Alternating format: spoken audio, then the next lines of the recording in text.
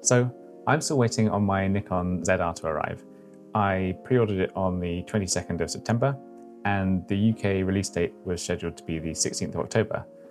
Payment was taken on the 17th, so as I'm recording this, yesterday, which is a very good sign.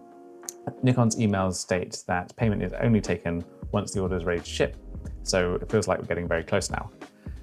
It's been one of those slightly drawn out pre-order experiences. Enough communication to know that something's happening, but not quite enough to know my position in the queue or when I'll actually have the camera in hand.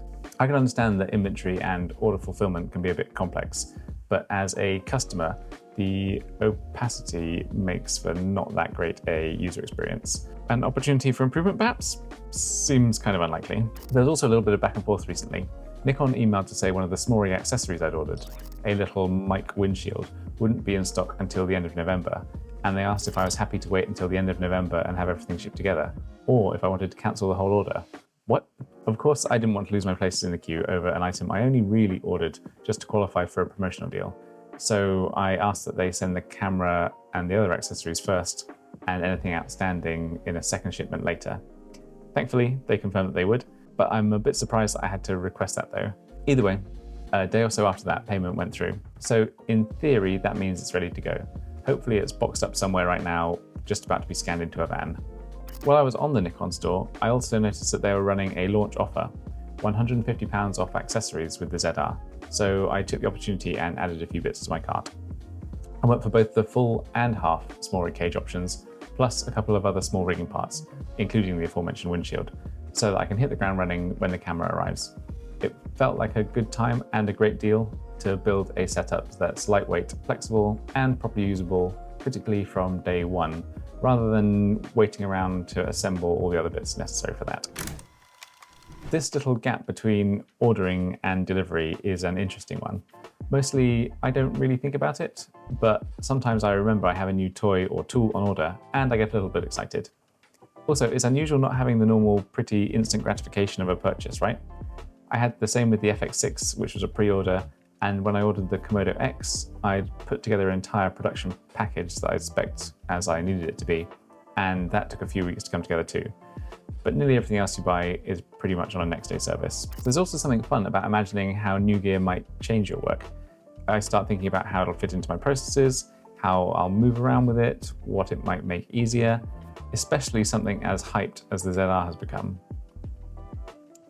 The ZR for me isn't really about replacing anything. I've already got the Komodo X, the FX6, the A7S III, which are all great cameras in their own right. What I was looking for was something that fit into that ZV E1 bracket, something small, full frame, easy to travel with, and cinematic enough to hold its own on proper jobs if needed. The ZR looks like a perfect fit for that. It's not about chasing absolute top-end performance, it's about having something that's always ready. Kind of like a bit like I've got the Fujifilm X100V as my point-and-shoot camera. I kind of want a camera like that, but for video. Something that can go from a client shoot to a YouTube video if needed, to a travel camera, without feeling like it's too much of a compromise in too many areas. While I've been waiting, I've been watching the usual online chatter unfold. A few creators who've had early access, and also people who've just been able to look at the specs, have raised concerns about bit rates and file sizes. The R3D footage being a bit heavier to work with than anyone anticipated. For me though, that's really not a deal breaker by any means. I already come from a RED workflow, so I know the file sizes, and also I don't plan to shoot in R3D all the time. Sometimes, definitely, and especially if I need really a lot of latitude in post, sure. But most of the time I'll probably shoot in HEVC, or something similar to what I would use on a Sony body or the ZV-E1 for instance. Most of the time I'll just shoot in HEVC, I expect, or something equivalent to what I would use on a Sony body.